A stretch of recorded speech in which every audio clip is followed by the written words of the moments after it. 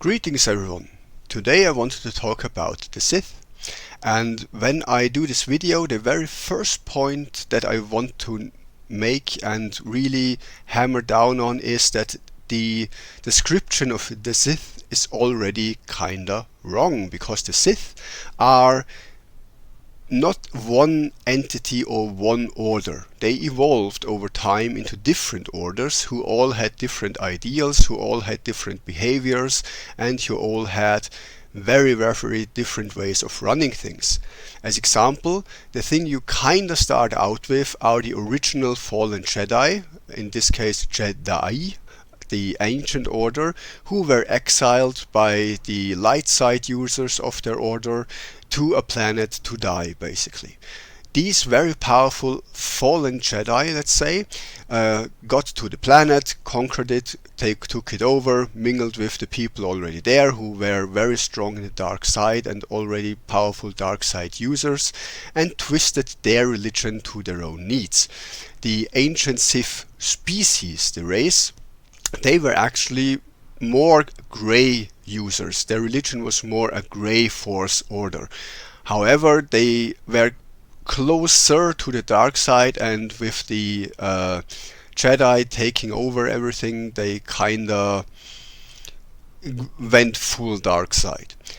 That was the original birth of the Sith order, with the ancient surviving fallen Jedi basically creating this society mixture of the ancient Jedi Order's beliefs and the ancient Sith beliefs. Now, those people back then were very violent, very brutal, very direct. And the ancient Sith Order was giving birth to the most powerful Sith we have ever seen. Their force abilities, their knowledge on the force, their force rituals, the Sith sorcery, the Sith alchemy was so far beyond anything we have seen in later stages that they could be compared to divine beings and gods, basically, because they could do things that were unimaginable to later generations. As example, they could do with ease what Palpatine needed a Death Star for, just as a small comparison. So the ancient Sith were super powerful, and they were also very honorable. You may not believe this, but the ancient Sith were not about destroying everything. They were about evolution, about progress, about overcoming, about growing, about improving, about becoming stronger through challenge. And so they posed challenges to each other and to others, because their genuine belief was that basically in order to grow you need some resistance in the outside world. You need barriers that you can break through.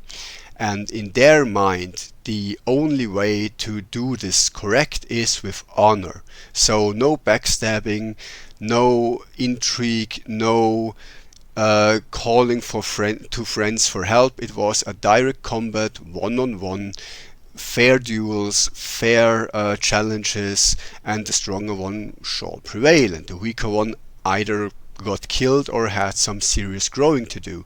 And the loss, the emotions from the loss, gave power to work on yourself and overcome and become better and stronger. The ancient Sith were really honorable warriors. They were very direct, and again, things like lies just didn't happen. That was dishonorable. Manipulating others was seen as weakness. The need to brush over reality and hide it behind something, like the entire subterfuge thing, that was seen as a clear sign of weakness, because why else would you have to rely on manipulation? If you are strong enough, you can take any resistance you meet head on and just break through with sheer power and force. That was their idea of what a strong person actually is. A lot of that actually survived to Vitiate's empire, because Vitiate still grew up in the ancient Sith empire and then later founded his own. And in his idea of how the Sith should work, it was still similar. However, things started to change. When Vitiate retreated from his empire, the Sith Council took over, and backstabbing and intrigue and manipulation became much, much more common. Now, the big difference to, say, Palpatine was that it was still looked down on. It was still seen as a weakness, and if you were caught doing some backstabbing or lying or manipulating or anything like that, you were executed on the spot. That was a sentence, that was a crime punishable by death. So they still had honor, but it started to crumble, and basically banding together to take out a stronger opponent became more and more common practice. It was more and more socially accepted, if still outlawed and looked down at, and it was still frowned upon. So the old Republic era Sith, they still had honor, they still were about strength and evolution. However, it started to show cracks. And then the next rather large incarnation of the Sith was the Brotherhood of Darkness. And the Brotherhood of Darkness sorta wanted to redeem the problem of backstabbing and infighting, which really started to hurt the Sith Order by that time.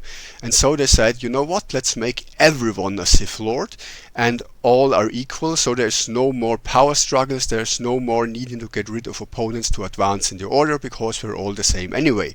And in theory, that actually solved the issue of the backstabbing, and it actually worked. The problem is that without challenges, without resistance, you stop growing, and so the Sith became weaker, which led Darth Bane to the assumption that apparently being a Brotherhood of Darkness is a stupid idea, because it just weakens the Sith. And so he did the whole Rule of Two thing, which I dedicated its own video to, because that was probably the dumbest thing that ever happened in Star Wars. But aside from that, he thought that in the Rule of Two he would solve the issues of backstabbing and the issue of basically being too weak because there's no challenge. Now, what he actually ended up doing is combine the two problems, because now backstabbing was the only way to advance for an apprentice, and more importantly, the hilarious fact that they now had to hide from the Jedi made them much weaker, because now they didn't get combat experience against other Force users, and they didn't have the challenges from the outside. So, kinda backfired. That said, the Rule of Two era Sith still had a higher calling that the previous Sith had as well, by the way. As said, the Sith are originally a religion. They are not an, let's say, not a sports club or something. They are a legit religion with religious hierarchy, religious beliefs, religious doctrine, and religious orders, which the Sith are basically the religious order of the Sith religion, which started by the ancient Sith race. So the Sith are, technically speaking, just like the Jedi, by the way, religious zealots. That's what they are. And the Sith religion is actually something that the Sith used to care about. And that's why Darth Bane was willing to sacrifice his own life for the cause, and he expected every single master of the Rule of Two to forfeit his own life for the future, for the ultimate victory against the Jedi. Bane's idea was that every Sith is so honorable and so driven by the religion and so concerned about the Sith as a whole that they would take a step back and let others advance and they themselves fade into shadow, because he believed that this act of self-sacrifice was vital for the Sith, and he believed that no Sith would have a problem with basically self-sacrifice, which was very common amongst Sith from the very beginning up until Bane and Senna and a few later ones too. The problem is that the dark side tends to make people kinda egoistical, and Palpatine was the apex of that when he issued the Rule of One. And in the Rule of One he said that basically he is the only and the most important Sith ever, and that everything just exists to serve him. which obviously was the very end of the Sith Order as we know it, and caused a huge, massive issue and problems.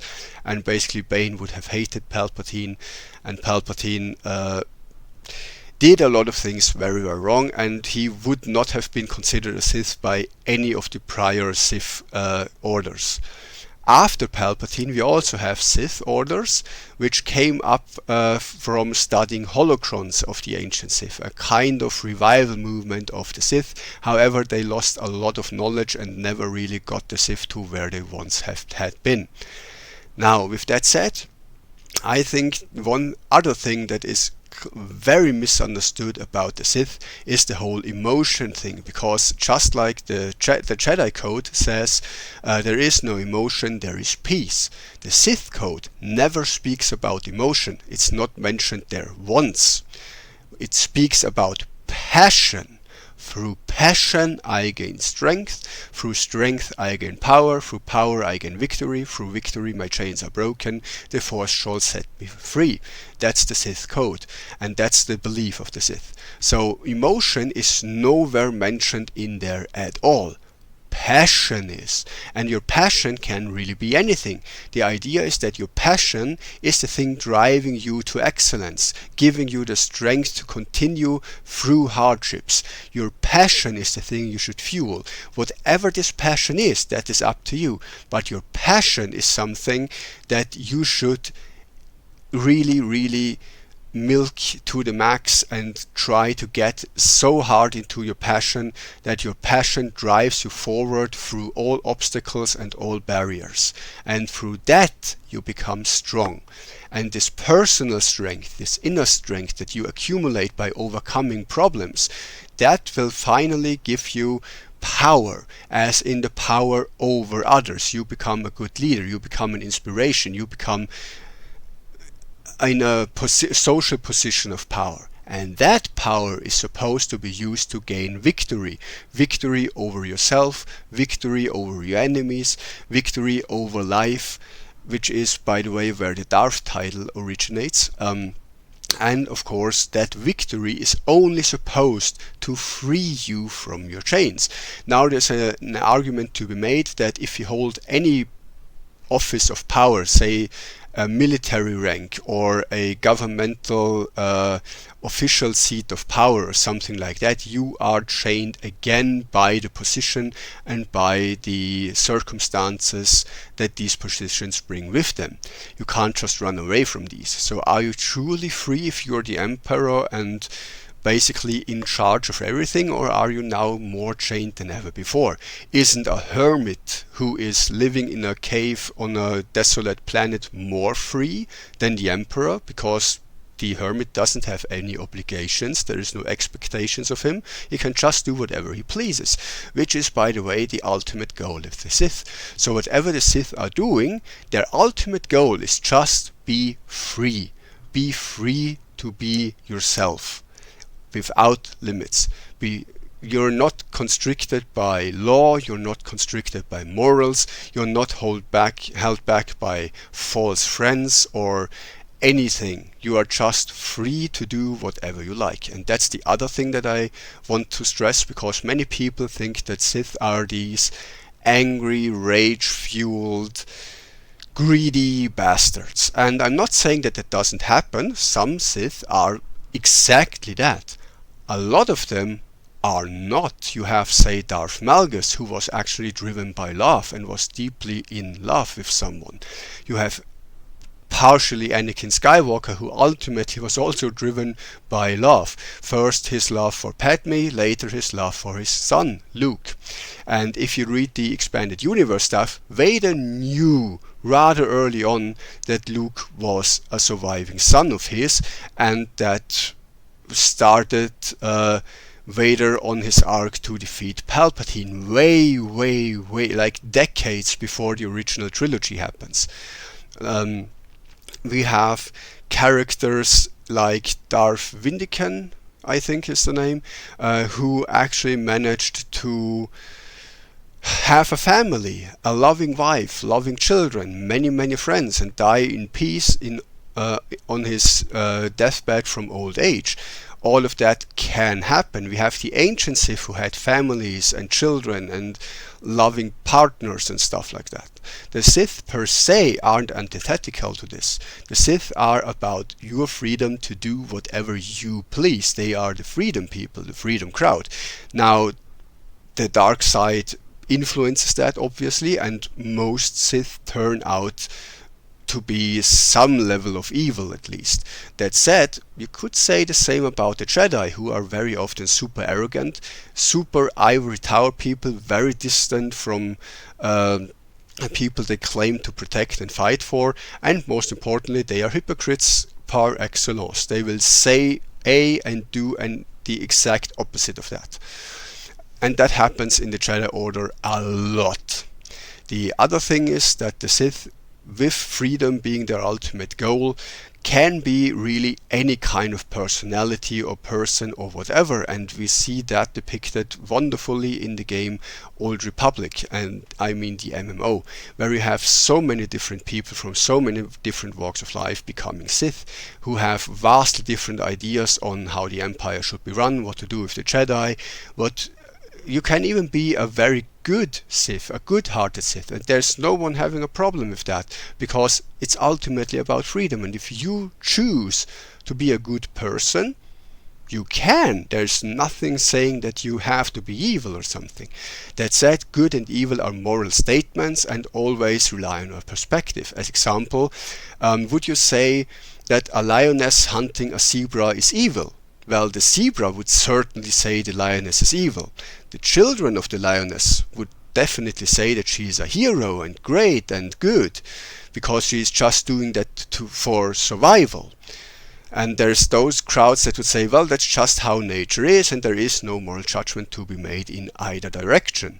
And that same thing kinda goes with the Sith and the Jedi. If you look at galactic history, the Jedi have committed heinous war crimes. They have literally killed off entire species. They committed genocide. They annihilated the populations of entire planets. They killed people who just had a whiff of dark side in them because they feared them. You have Jedi oppressing people. You have Jedi tolerating slavery. You have Jedi who are petty and do, let's say, really, really dishonorable things and justify it with the Force or whatever. You have Jedi Order creating crime syndicates and furthering criminals, and whenever the Jedi ruled the galaxy, crime spiked, corruption spiked. You have huge violations of personal freedoms under Jedi rule. You have a lot of crime syndicates sprouting. You have trade going down. You have poverty rising. You have slavery on the rise. Whenever the Sith ruled, order was actually restored, which is kind of hilarious when you think that that's what the Jedi want to accomplish. But whenever the Sith ruled, crime went down, trade went up, and the simple reason is that, well, the Sith actually enforce their rules, and kinda brutally so. And if you're a criminal and you do something criminal and a Jedi catches you, you go to prison. If a Sith catches you, you are dead, if you're lucky. So there is this kind of scaring people into submission kind of thing, but it works, and it's really the criminals that have to worry. The vast majority of the population of the galaxy actually flourished under Sith rule. Now, you would never want to meet a Sith in person. That's bad news almost always, but for the larger part of the galaxy, that was actually better option. When Luke Skywalker in the post-Palpatine era was questioned about this by Mara Jade, he regretted ending the Empire. He regretted destroying Palpatine. He said that himself, Luke Skywalker, said that the galaxy would have been better off with the Empire in charge. And that's not just against the Yusang Wong, where he desperately would have needed the military power of the Empire, but in all walks of life, because the New Republic that was founded by Leia, that didn't do all that well, and lots of problems that the Empire had solved, like piracy, came back with a vengeance. Like that flourished. Crime spiked, poverty spiked, hunger spiked, slavery spiked. The New Republic did worse than the Empire on pretty much all the metrics. And Mara Jade said that the only problem that the Empire had was Palpatine, and that removing Palpatine was the right choice.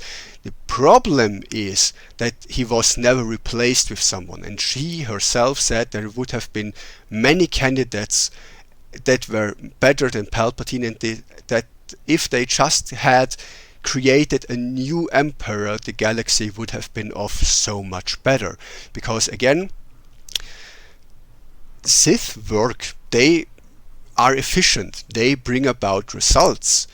They bring about things that you may not like, but there's also great videos in detail explaining all the good things the Empire did, all the evil things the Republic did, and all the various things to keep in mind, like the vast majority of stories in Star Wars that we experience are from the Jedi or Republic's perspective.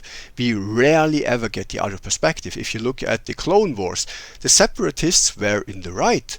They were abused by the Republic. They were militarily left alone by the Republic when the only reason they joined was for military aid against pirates. The Republic allowed other Republic nations to enslave other Republic nations and declare war on other Republic nations. The Republic tolerated some serious war crimes. They tolerated enslavement of their own population by their own people. They made the Outer Rim colonies inferior second-class citizens with basically no rights, and they did everything to strengthen the core worlds, which was corruption in a nutshell. And the Separatists broke free from all of that. They didn't want to be abused by a corrupt government anymore.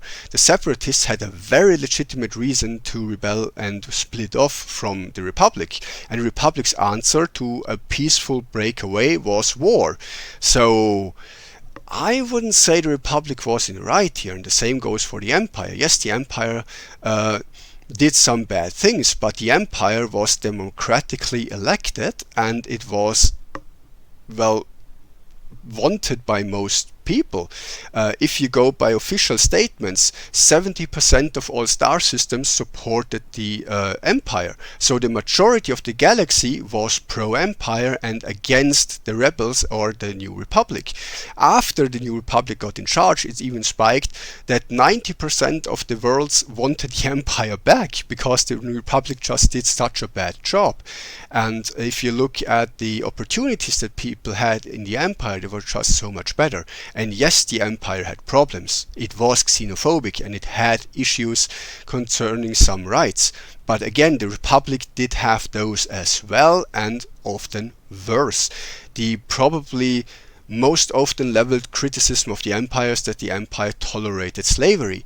Yes, but only in worlds where slavery was culturally a thing for millennia and it was basically tradition, like on Ryloth. So the Empire tolerated slavery in cultures where slavery was a fundamental part of their society, and doing away with that would kind of destroy the people. Meanwhile, the Republic tolerated slavery of involuntary participants, and yeah, that's a bit more evil. Meanwhile, the Empire hammered down on that. They eradicated slave rings.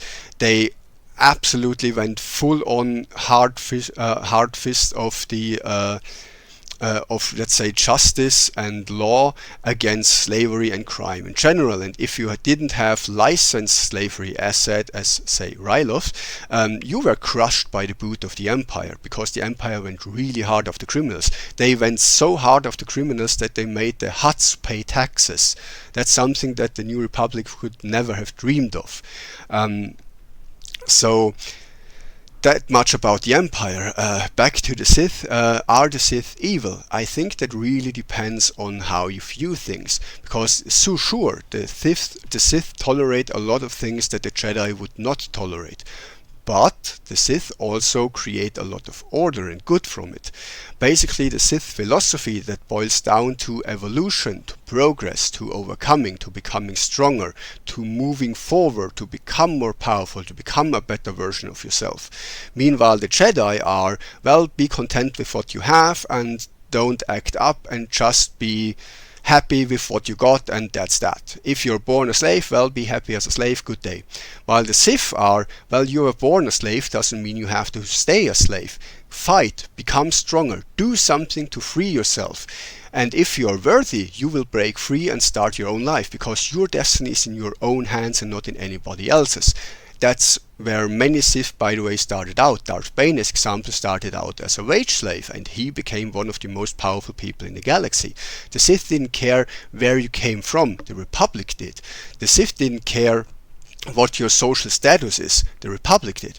The Sith didn't care about anything but your personal ambition, your drive and your power, and they would help you to enhance that, even if it was detrimental for themselves, because again, the Sith are a religion and they genuinely believe that progress is the most important thing, and they will help their own enemies progress and become stronger, because then they pose a better challenge for themselves, which makes them more powerful and stronger and more creates a need to adapt. So the Sith aren't evil, but they are very unpleasant, because they are putting pressure on people in order to drive them to self-perfection. Meanwhile, the Jedi are definitely the cooler people to hang out with, because they are just the, let's say, happy hippies that just are cool with everything, more or less. So company wise, I'd go with Jedi, but for the galaxy and self-improvement, definitely Sith. And another thing that I kind of want to raise is that many Grey Orders are actually taken much more from the Sith than from the Jedi. And you may also question yourself why so many Jedi become Sith later on, and why so few Sith become Jedi later on. Like, it happens, but it's super rare. Meanwhile, Jedi becoming Sith, that happens a lot in the lore. Why? Well, different story for every different person generally, but if you look into the details, it's pretty much a very similar picture all the time. Either the Jedi to be Sith is ignored by the Jedi, their concerns are ignored, there are very valid points of logical reasoning on what's going wrong with the Republic or the Jedi Order are simply ignored and hand waved away. That's as example what happened turning Revan into Darth Revan, or turning Count Dooku into Darth Tyrannus. Then you have the points where Jedi just explore the Force and just learn things about the Force that the Jedi don't want them to know. That happens to Kreia, who became Darth Traya. When she read through the archives, she came across a lot of very interesting lore about the Force, and when she brought it up, she was kind of banished for it and told to never ever again read up on these things because they're dangerous and stuff like that.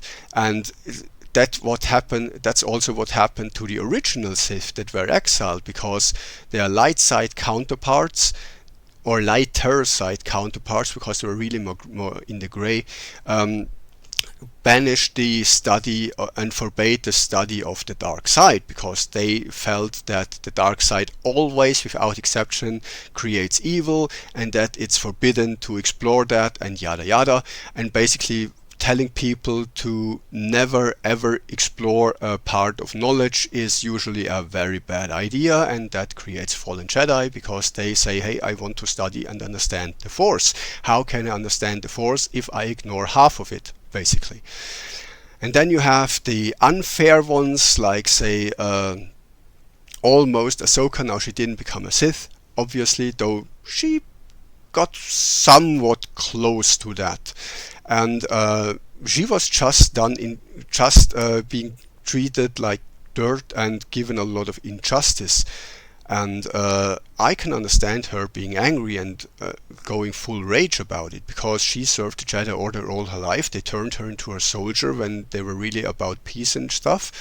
She suffered and bled for them, and then they just ignore her and don't even listen to her at all, and just what's the word?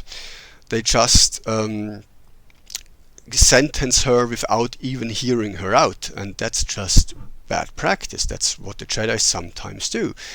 Meanwhile, the Sith give everyone a fair chance. How fair some chances are is up for debate, but at least you have one. And that's really the most important things that I want people to know about the Sith. They are not necessarily evil, though they can be. And don't forget that it is a religion, and that has ideals and standards, and that the Sith actually live up to those, or try to. And no, Palpatine is not the Sith. He is actually the worst example the Sith ever created, and many Sith of old would not deem Palpatine as a Sith at all, or Vader for that matter, because both lack the very fundamentals of what makes the Sith the Sith. So with that, I wish you a great day, and may the Force be with you.